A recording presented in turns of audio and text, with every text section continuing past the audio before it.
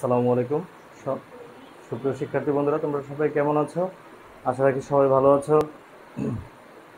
আজকে এখন তোমাদের জন্য যে অঙ্কটি আমি নিয়ে এসেছি সেই অঙ্কটি হচ্ছে নবম দশম শ্রেণীর 4.1-এর অর্থাৎ সাধারণ গণিত বইয়ের 4.1-এর 4 নম্বর অঙ্কটি আমি এখন করছি।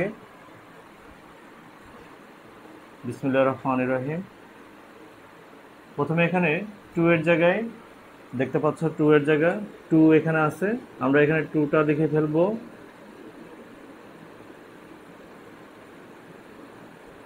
তারপর হচ্ছে a ইনভার্স 1, এটাকে আমরা লিখতে পারি হচ্ছে 1/a প্লাস 3b ইনভার্স 1, এটাকে আমরা লিখতে পারি 1/b।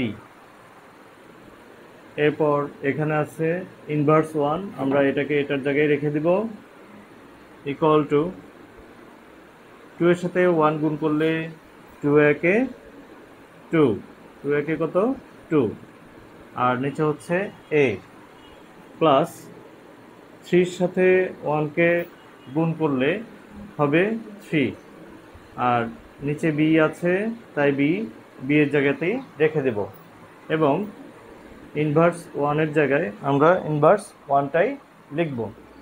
এখন আমরা এটা লসাগু করব। লসাগুটা কি আসতেছে এখানে a আর b, যেহেতু হর এখানে a b আছে, সুতরাং আমাদেরকে লসাগুটা a b নিতে হবে।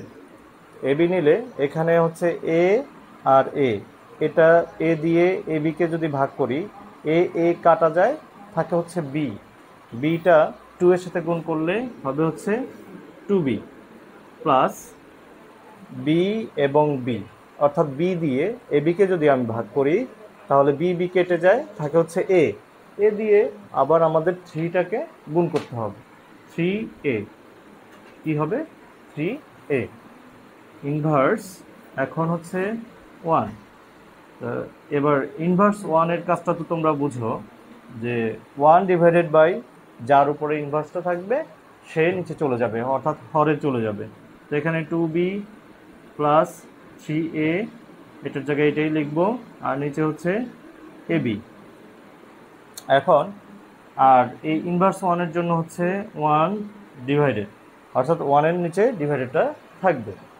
এখন আমাদের এখানে হচ্ছে যেহেতু এই 1টার সাথে এই সম্পূর্ণটা হরের ভাগ সম্পর্ক, সেহেতু আমরা এটাকে গুণ চিহ্ন দিয়ে উল্টিয়ে দেব।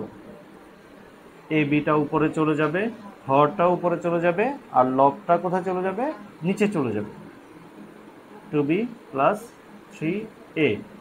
সুতরাং 1 এর সাথে এটা গুণ করে দিলে আমরা জানি যে এই সংখ্যাটাই এখানে থাকবে, ab by 3a plus 2b, অর্থাৎ এবির জায়গায় এবি রাখলাম, অর্থাৎ এবিকে যদি আমি 1 এর সাথে গুণ করি তাহলে এবি থাকবে, আর এটাকে আমি জাস্ট 3 এটাকে প্রথমে লিখেছি আর 2bটাকে শেষে লিখেছি। এতটুকু হচ্ছে আমাদের অঙ্ক। তো অ্যান্সার এটাই। তো আশা রাখি শিক্ষার্থী বন্ধুরা তোমরা সবাই বুঝতে পেরেছো। তোমাদেরকে অবশ্যই আমার ভিডিওগুলো পাওয়ার জন্য অবশ্যই তোমাদেরকে সাবস্ক্রাইব করতে হবে, এবং বেশি বেশি লাইক করতে হবে, শেয়ার করতে হবে, এবং কমেন্টস করবে, অবশ্যই কমেন্টস করে, এবং পাশে থাকা বেল বাটনটিতে অবশ্যই ক্লিক করবে, যাতে পরবর্তী নোটিফিকেশনটি তুমি তোমার মোবাইলে উপস্থিত হয়। ওকে, আসসালামু আলাইকুম, খোদা হাফেজ।